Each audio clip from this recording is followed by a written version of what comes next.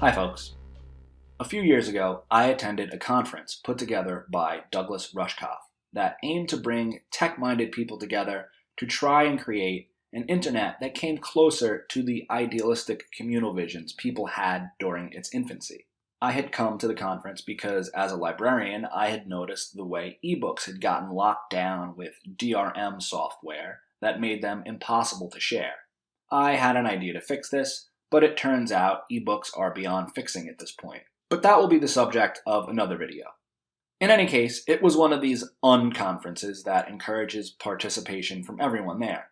So during a brainstorming session, the guy sitting next to me raised his hand and asked how we could organize some kind of debt strike. Like everyone my age without a trust fund, I graduated with student debt that took a big chunk out of my paycheck with little to show for it in terms of increased income. In my case, it was a master's degree in library and information science. Librarians don't get paid much, but you need a degree to be a librarian. Anyway, the idea of coming together with others in my situation to actually do something about it seemed like something the internet could facilitate. I joined the group that broke off to talk about this, and after the conference, I collaborated a bit with some of the people I met there. We originally intended to target student debt, but a number of obstacles presented themselves as we tried to hash out how to do this. However, Thomas Goki, the thoughtful artist who raised his hand at the conference, came up with an idea on how to cancel medical debt.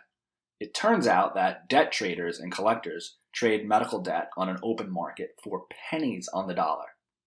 So you could cancel someone's medical debt for a fraction of what they owe.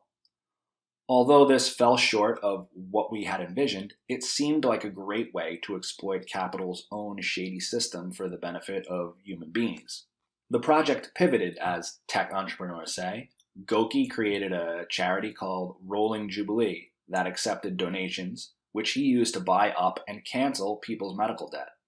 The charity did this for a while before it became clear that this could not function as a solution to a lack of universal health care any more than a GoFundMe campaign can. Still, when Rolling Jubilee shut down, it had raised over $700,000, which it used to cancel almost $32 million in medical debt. In the process, it demonstrated that we could use these technologies for something that undermined capital. Although the student debt strike never materialized, I think we could pull it off.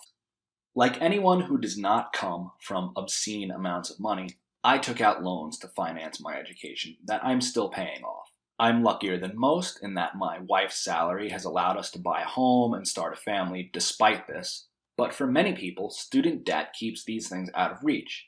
If people did not have to pay this debt, they could put it to much better use elsewhere.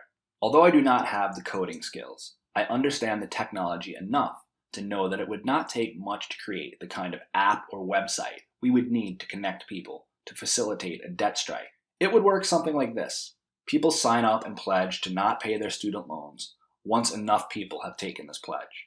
When they sign up, they will indicate who holds their debt, which might help target a particular lender. Depending on a few variables, once we meet the threshold for the entire pool of debt strikers, or for debt strikers who owe a particular debt holder, people would refuse to pay their loan. As the saying goes, if you owe the bank $100, that's your problem.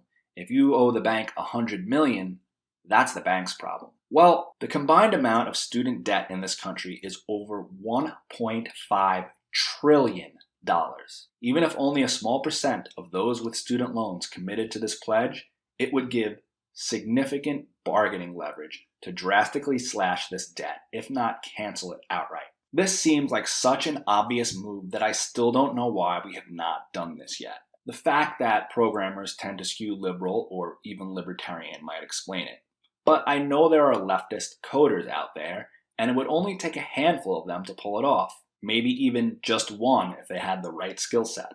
I put this question to the Socialist Programmers subreddit, and I found the reception surprising. One person offered their services, but I have not heard anything further from them. So maybe I'm not good at detecting internet sarcasm. But the rest gave what I consider rather conservative responses. One pointed me to a subreddit about defaulting on student loans, which I consider rather different from what I proposed. Another stated that they would garnish everyone's wages who participated in this. That might be the case, but I believe the more people you get to debt strike, the less of an option this becomes. At this point, you might ask why I didn't pull this off years ago. That's a question I have asked myself a bit lately. First and foremost, I don't have the technical skills. Second, and I don't mean this as a dig against my collaborators, I think we were all afraid. Even after the idea pivoted towards forgiving medical debt, I still talked about how to carry out a student debt strike, whereas my comrades seemed less interested. I don't claim this made me braver or whatever. It probably just made me more foolish and naive to not see the risk or the challenge involved. This kind of debt refusal would be incredibly radical. It would take the debt resistors into unknown territory.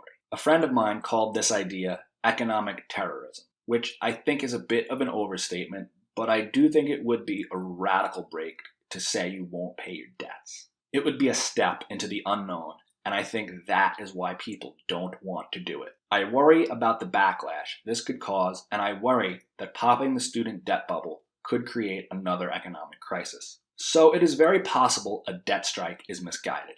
But I also think that this kind of action is precisely what we need to wake people up to their power. At a time when so much activism feels toothless, I think we need something like this. This kind of mass debt forgiveness is unheard of, at least in the modern world. But at one time, personal debt forgiveness was a common and regular occurrence. Economist Michael Hudson covers this in his work, showing that this practice goes back to ancient Babylon. David Graeber also talks about this in his book, Debt, the First 5,000 Years. Societies that forgave debt fared much better than those that did not. I suggest you read Graeber's book and check out links to lectures by Michael Hudson in the description. But going in depth into the history of this practice is not my purpose here. This video is not about the history of debt forgiveness. This video is a call to action.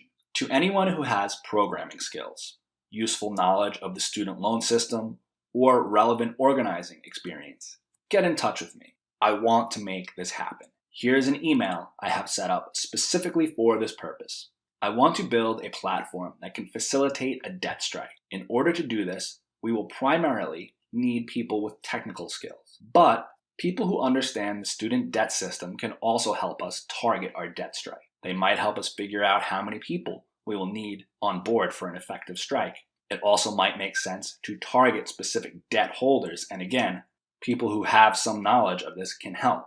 Finally, I would encourage people to pursue this on their own if they don't feel comfortable getting involved with some stranger who runs a YouTube channel. In any case, thanks for watching, folks. Please like, share, and subscribe. If you really like what I do, please support me on Patreon or pick up a tarot t-shirt. I have links to all in the description and on the dashboard of my page.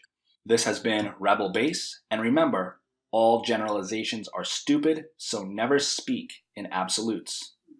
Thanks for listening.